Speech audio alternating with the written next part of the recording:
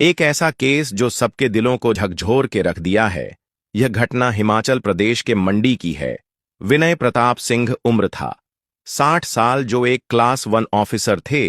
वह हिमाचल प्रदेश के मंडी के रहने वाले थे, लेकिन उनकी नौकरी उत्तर प्रदेश में थी। बस कुछ ही दिनों में उनकी रिटायरमेंट होने वाली थी। उनका परिवार में बस 2 ही लोग थे।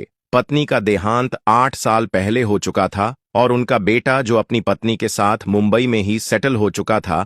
विनय लखनऊ में रहते थे, जबकि उनका अब रिटायरमेंट का दिन आ गया था। रिटायर होने के बाद विनय प्रताप सिंह अपने गांव मंडी, हिमाचल प्रदेश वापस चले गए और कुछ दिनों बाद बेटा और बहू उनसे मिलने आए थे और उन्हें अपने साथ मुंबई चलने के लिए कहते हैं। बेटा कहता है, पापा, अब आप रिटायर हो चुके हैं, यहां अकेले क्या करेंगे? चलिए हमारे साथ मुंबई में रहिए। लेकिन विनय जी कहते हैं, नहीं बेटा, यहां मेरा घर है, मेरे लोग हैं, मेरे सारे रिश्तेदार और पुराने दोस्त यही हैं। अब मैं अपनी आगे की जिंदगी यही बिताना चाहता हूं। तुम चिंता मत करो, मैं अपना ख्याल रख लूंगा। लाख मनाने के बाद भी वह नहीं माने और बेटा बहू वापस मुंबई लौट जाते हैं। विनय प्रताप सिंह अकेले ही अपने गांव में रहने लगते हैं। विनय प्रताप सिंह ने अपने रिटायरमेंट के बाद अपना रूटीन बना लिया था कि सुबह उठना, मॉर्निंग वॉक पर जाना, पार्क और गार्डन में टहलना। मॉर्निंग वॉक पर वहां उन्हें कुछ पुराने लोग मिल जाते थे, जिससे वह बातें कर लिया करते थे। इसके बाद वह घर वापस आकर अपना नाश्ता करते। उन्होंने एक मेड रख ली जो उनके लिए खाना बना देती थी।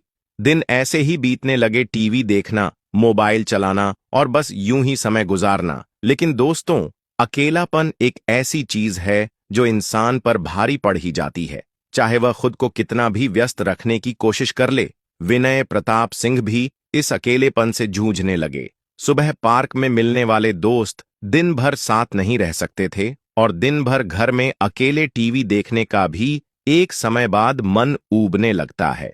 वही विनय जी के साथ भी हो रहा था। हालांकि उनकी जिज्ञासा अभी भी जिंदा थी। वह अब वो सब कुछ करना चाहते थे जो उन्होंने अब तक नहीं किया था। जब तक नौकरी में थे, पत्नी के निधन के बाद भी उन्हें इतना समय नहीं मिला कि अकेलापन महसूस कर सके। लेकिन अब खालीपन उन्हें धीरे धीरे घिरने लगा था। अपने इस अकेलेपन से बचने के लिए उन्होंने एक लेटेस्ट मॉडल का स्मार्टफोन खरीदा। इसके बाद उन्होंने सोशल मीडिया पर अपनी उपस्थिति बनाने शुरू की। उन्होंने उसकी प्रोफाइल देखी तो पाया कि वह लड़की इंडियन है, लेकिन इस समय कनाडा में रह रही थी। लड़की की उम्र लगभग 18 से 20 साल की थी और देखने में बहुत खूबसूरत लग रही थी। कुछ सोच विचार के बाद विनय प्रताप सिंह ने उसकी रिक्वेस्ट एक्सेप्ट कर ली। कुछ समय बाद लड़की ने उनसे चैटिंग शुरू कर दी। विनय प्रताप सिंह को भी उस लड़की से बात करना अच्छा लगने लगा था। लड़की ने अपना नाम सोनिया बताया और कहा कि वह भी हिमाचल प्रदेश की रहने वाली है, लेकिन इस समय कनाडा में अपने अंकल के साथ रह रही है। उसने बताया कि उसकी मां का बचपन में ही देहांत हो गया था और उसके पिताजी 2 साल पहले ही उनकी मृत्यु हो गई थी। इसलिए उसके अंकल ने उसे 2 साल पहले ही कनाडा बुला लिया। विनय प्रताप सिंह ने भी सोनिया को अपने बारे में सब कुछ बता दिया।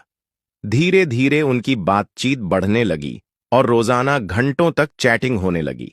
दोनों के बीच इतना लगाव बढ़ गया था कि वह एक दूसरे के बिना दिन भी नहीं काट पा रहे थे। यह सिलसिला 20 से 25 दिन तक लगातार चलता रहा। सुबह से लेकर रात भर उनकी चैटिंग होती रहती थी और अब उन्होंने एक दूसरे के अंदर फिर से उमंगें जगने लगी थी। फिर भूल गए कि वह 60 साल के हो चुके हैं और अब वह बुजुर्ग है। सोनिया की तारीफ करते हुए विनय जी मन ही मन उसे चाहने लगे थे, लेकिन वह जानते थे कि सोनिया उनसे बहुत छोटी है और उनके उम्र का फैसला काफी बड़ा है। इसीलिए उन्होंने अपनी भावनाओं को दबा लिया।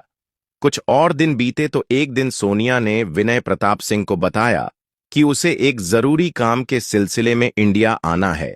यह बात सुनकर विनय प्रताप सिंह की खुशी का ठिकाना नहीं रहा। सोनिया से उन्होंने कहा, जब भी तुम इंडिया आओ तो मुझसे जरूर मिलना। इस पर सोनिया ने मुस्कुराते हुए जवाब दिया, ऐसा कैसे हो सकता है कि मैं इंडिया आऊं और आपसे ना मिलूं? अब इंडिया में मेरे आपके सिवा और कोई नहीं है। एक हफ्ते बाद सोनिया की टिकट बुक हो गई और वह इंडिया आ गई। उसने विनय प्रताप सिंह को बताया कि पहले उसे कुछ काम निपटाना है, फिर वापसी में मंडी आकर उनसे मिलेगी। विनय प्रताप सिंह सोनिया का बेसब्री से इंतजार कर रहे थे। 2 दिन बाद सोनिया का फोन आया कि मैं मंडी पहुंच चुकी हूं।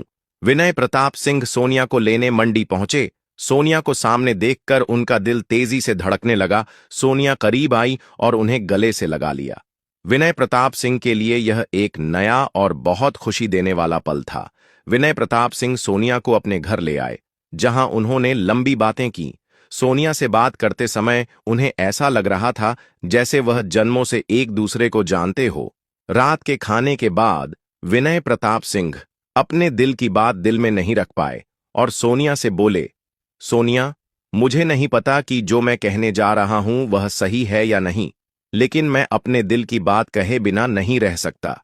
तुम्हें इसे स्वीकार करने या ठुकराने का पूरा हक है। अगर तुम मेरा प्रस्ताव स्वीकार ना भी करो तो भी हमारी दोस्ती हमेशा वैसी ही रहेगी।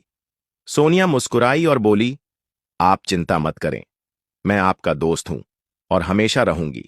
विनय प्रताप सिंह ने हिम्मत करते हुए कहा, सोनिया, मुझे तुम बहुत अच्छी लगती हो। मैं तुमसे प्यार करने लगा हूं और मैं तुम्हारे बिना नहीं रह सकता हूं। हां, मेरी उम्र 60 साल है और तुम मात्र 20 साल की हो। यह सुनकर सोनिया की आंखों में भी आंसू आ गए। वह उठकर विनय प्रताप सिंह के पास आई, उनके दोनों हाथ पकड़कर बोली, विनय जी, मैं भी आपसे बहुत प्यार करती हूं, लेकिन हमारी उम्र का अंतर मुझे रोक रहा था। मुझे समाज की चिंता थी। लोग क्या कहेंगे? हमारे रिश्ते को क्या नाम देंगे? विनय प्रताप सिंह ने जवाब दिया, सोनिया, अगर तुम्हें इस रिश्ते से कोई समस्या नहीं है तो मैं तुम्हारे लिए, हमारे प्यार के लिए पूरी दुनिया से लड़ने के लिए तैयार हूं। सोनिया ने मुस्कुराते हुए कहा, मुझे कोई समस्या नहीं है। मुझे आपके साथ रहना है। समाज की परवाह मुझे नहीं है। यह हमारी जिंदगी है और हम इसे अपने तरीके से जिएंगे। दोनों के बीच इस बात पर सहमति हो गई। उस रात सोनिया विनय प्रताप सिंह के साथ मिलकर संबंध बनाने लगी। अगले 2 दिन सोनिया उनके साथ रही। दोनों वहीं सब कुछ करते रहे जो प्रेमी प्रेमिका या पति पत्नी के बीच होता है। 2 दिन बाद सोनिया ने दिल्ली के लिए रवाना हुई। उसकी फ्लाइट कनाडा की थी और विनय प्रताप सिंह उसे एयरपोर्ट तक छोड़ने गए थे। सोनिया के कनाडा जाने के बाद विनय प्रताप सिंह वापस घर लौट आए। 17 से 25 दिन तक विनय प्रताप सिंह और सोनिया की फोन पर बातचीत होती रही।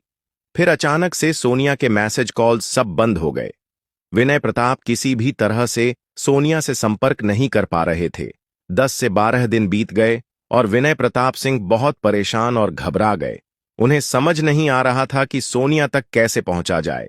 फिर 13वें दिन सोनिया का मैसेज आया, जिसे देखकर विनय प्रताप सिंह खुशी से उछल पड़े। उन्होंने सोनिया से तुरंत ढेर सारे सवाल पूछा और बोला, कहाँ थी? क्या हुआ? क्यों बात नहीं हो रही थी? तुम ठीक हो ना? सोनिया ने जवाब दिया, विनय जी, मेरे अंकल को हार्ट अटैक आ गया था और वह अस्पताल में भर्ती थे। उनका इलाज चल रहा था और इसी वजह से मैं आपसे संपर्क नहीं कर पाई। लेकिन अब मेरे अंकल नहीं रहे, उनका निधन हो गया। विनय प्रताप सिंह ने दुख जताया और सोनिया को तसल्ली दी। सोनिया ने रोते हुए कहा, यहां मेरे अंकल के सिवा कोई नहीं था और अब मैं यहां अकेली रह गई हूं। अंकल की प्रॉपर्टी काफी बड़ी है और मुझे उस पर दावा करना होगा। अगर मैंने ऐसा नहीं किया तो वह प्रॉपर्टी सरकार के अंदर चली जाएगी। विनय प्रताप सिंह ने कहा, तो इसमें दिक्कत क्या है? तुम दावा पेश कर दो, सोनिया ने जवाब दिया। इसके लिए मुझे फिर से इंडिया आना होगा और कुछ दस्तावेज लाकर यहां सबमिट करने होंगे, तभी मैं इस प्रॉपर्टी पर दावा कर पाऊंगी। विनय प्रताप ने सहमति जताई। तुम आ जाओ, मैं तुम्हारे साथ रहूंगा और हर तरह से मदद करूंगा। अगले हफ्ते सोनिया के आने का दिन तय हो गया। विनय प्रताप सिंह दिल्ली एयरपोर्ट पर उसे लेने पहुंच गए। फ्लाइट आने के बाद आधे घंटे फिर 1 घंटा बीत गया, लेकिन सोनिया बाहर नहीं आई। परेशान होकर विनय प्रताप सिंह एयरपोर्ट से बाहर निकले और पास के एक होटल में ठहर गए। कुछ समय बाद उनके फोन पर एक अननोन नंबर से कॉल आया। विनय प्रताप ने कॉल रिसीव किया और दूसरी ओर से सोनिया की आवाज आई। सोनिया ने कहा, विनय जी, मैं एयरपोर्ट पर तो आ गई थी, लेकिन कस्टम वालों ने मुझे रोक लिया। मैं अपने साथ काफी सारा गोल्ड लेकर आई थी अपने अंकल का, क्योंकि घर पर कोई नहीं था। मुझे डर था कि चोरी हो सकती है, इसीलिए सारा गोल्ड साथ ले आई। लेकिन मुझे यह जानकारी नहीं थी कि हम कितनी मात्रा में गोल्ड ला सकते हैं। अब कस्टम वालों ने मुझे रोक लिया है। विनय प्रताप सिंह ने उसे दिलासा देते हुए कहा, तुम घबराओ मत, मैं सब संभाल लूंगा। किसी अधिकारी से मेरी बात करवाओ। सोनिया ने कस्टम अधिकारी से उनकी बात कराई। अधिकारी ने कहा, इन्होंने लिमिट से ज्यादा गोल्ड लाया है और हम इसे रिलीज नहीं कर सकते। विनय प्रताप ने पूछा, फाइन कितना लगेगा? हम फाइन भरने के लिए तैयार हैं। अधिकारी ने कहा, आप 10 मिनट बाद फोन कीजिए, मैं आपको जानकारी देता हूं। 10 मिनट बाद जब विनय प्रताप की बात हुई तो अधिकारी ने कहा, इन पर 55 लाख की फाइन बनती है। फाइन भरने के बाद ही हम इन्हें और इनका गोल्ड रिलीज कर पाएंगे। विनय प्रताप ने सोनिया से कहा, तुम चिंता मत करो, मैं आधे घंटे में 55 लाख ट्रांसफर कर देता हूं। आधे घंटे के अंदर विनय प्रताप सिंह ने 55 लाख ट्रांसफर कर दिए। कुछ दिन बाद विनय प्रताप को सोनिया का एक और फोन आता है। सोनिया कहती है, सर कस्टम से तो मैं रिहा हो गई, लेकिन आपने जो 55 लाख रुपए भेजे थे उन पर यहां के अधिकारियों को शक हो रहा है। उन्होंने एनफोर्समेंट डायरेक्टरेट एड को बुला लिया है और अब मुझ पर मनी लर्निंग का केस लगाया जा रहा है। ये पूछ रहे हैं कि मैं इतनी जल्दी 55 लाख रुपए कहां से लाई। विनय प्रताप को बहुत चिंता हो जाती है और वह कहते हैं, तुम घबराओ मत, मैं सब संभाल लूंगा। उन अधिकारियों से मेरी बात कराओ। सोनिया अधिकारी से उनकी बात करवाती है और वह अधिकारी कहते हैं, सर इस मामले में 1 करोड़ रुपया और 5 लाख की रकम देनी पड़ेगी, तभी हम सोनिया को छोड़ सकते हैं। विनय प्रताप सोनिया की मदद के लिए तुरंत 1 करोड़ 5 लाख ट्रांसफर कर देते हैं। रकम ट्रांसफर होने के बाद सोनिया को रिहा कर दिया और वह एयरपोर्ट से बाहर आकर विनय प्रताप से मिलती है। वह दौड़कर विनय प्रताप के गले लग जाती है और जोर जोर से रोने लगती है। विनय प्रताप उसे स्वयं बुद्धि देते हुए कहते हैं, घबराओ मत, जब तक मैं हूं तुम्हें कुछ नहीं होगा। इसके बाद वे दोनों एक साथ कार से मंडी पहुंचते हैं। अगले दिन सोनिया अपने सारे डॉक्यूमेंट जमा कर देती है। 2-3 दिन वहीं रुकने के बाद वे दोनों वापस मंडी आते हैं। फिर सोनिया कनाडा वापस चली जाती है और दोनों की फोन पर बातचीत चलती रहती है। लेकिन एक हफ्ते बाद सोनिया का एक और फोन आता है। वह बहुत रो रही होती है। विनय प्रताप पूछते हैं, अब क्या हुआ? सोनिया तुम क्यों रो रही हो?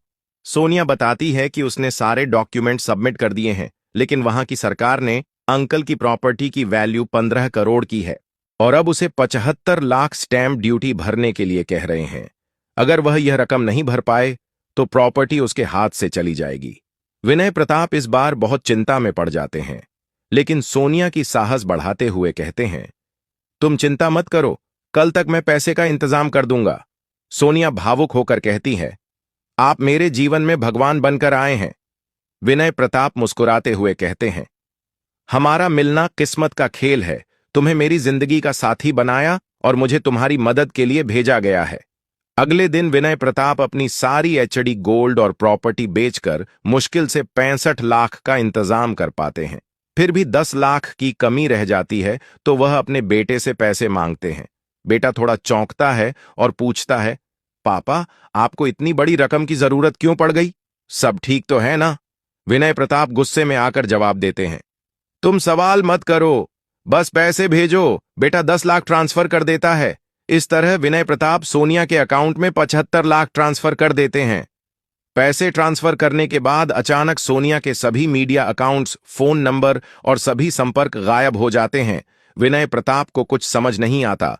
वे अब भी इंतजार कर रहे थे कि सोनिया का कोई मैसेज या फोन आएगा, लेकिन उन्हें यह एहसास नहीं हुआ कि उनके साथ एक बड़ा स्कैम हो चुका है। दोस्तों, विनय प्रताप सिंह एक ऐसे इंसान थे जिसे न केवल इमोशनल फ्रॉड का शिकार बनाया गया, बल्कि उसकी पूरी आर्थिक स्थिति भी तबाह कर दी गई। विनय प्रताप सिंह के साथ एक बड़ा धोखा हुआ। उनके जज्बातों से खेला गया और लाखों रुपए लूट लिए गए। जब उन्हें इस बात का एहसास हुआ कि वह लुट चुके हैं, तब तक 2 से 3 दिन बीत चुके थे। वह सोनिया से कांटेक्ट करने की कोशिश करते रहे, लेकिन हर तरफ से नाकाम रहे। आखिरकार उन्हें समझ आ गया कि उनके साथ एक बड़ा धोखा हुआ है। लेकिन आपको यह जानकर हैरानी होगी कि विनय प्रताप सिंह को रुपए खोने का गम नहीं था। सबसे ज्यादा गम उन्हें इस बात का था कि सोनिया को उन्होंने अपना दिल दे दिया था। वहीं उसने उनके साथ इतना बड़ा धोखा किया, यह सोच सोचकर वह खुद को एक कमरे में बंद कर लेते हैं। 10-12 दिन से जब उनके बेटे का उनसे कोई भी बात नहीं हो पाती, तो उनका बेटा तुरंत मुंबई से मंडी आ गया। अपने पिता की हालत देखकर उसे तुरंत कुछ गलत अंदेशा होने लगी। जब वह अपने पिता से पूछता है कि आखिर हुआ क्या है, तो उसके पिताजी बोले और बेटे को पूरी कहानी सुना दी। बेटा तुरंत पुलिस स्टेशन जाने की सलाह दिया, लेकिन विनय प्रताप सिंह साफ मना कर देते हैं। वह कहते हैं, पैसा गया कोई बात नहीं, मैंने अपनी जिंदगी में जो कमाया था वह अब चला गया, लेकिन मेरे लिए सोनिया से धोखा पाना ज्यादा दर्दनाक है। लाख कहने के बावजूद भी विनय प्रताप सिंह थाने जाने के लिए तैयार नहीं होते हैं। अंत में उनका बेटा खुद थाने गया और पुलिस में शिकायत दर्ज करवाई। फिर पुलिस खुद विनय प्रताप सिंह से मिलने उनके घर पहुंचते हैं। काफी देर तक दरवाजा खटखटाने के बाद जब दरवाजा नहीं खुलता तो पुलिस को दरवाजा तोड़ना पड़ता है। जब वह अंदर जाते हैं तो देखते हैं कि विनय प्रताप सिंह ने फांसी लगा ली है। वह अपने जीवन लीला समाप्त कर चुके थे। कमरे में एक सुसाइड नोट मिला जिसमें लिखा था, मेरी मौत का जिम्मेदार मैं खुद हूं।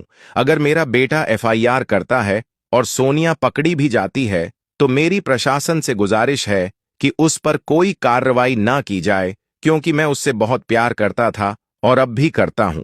सुसाइड नोट पढ़कर सबकी आंखों में आंसू आ जाते हैं।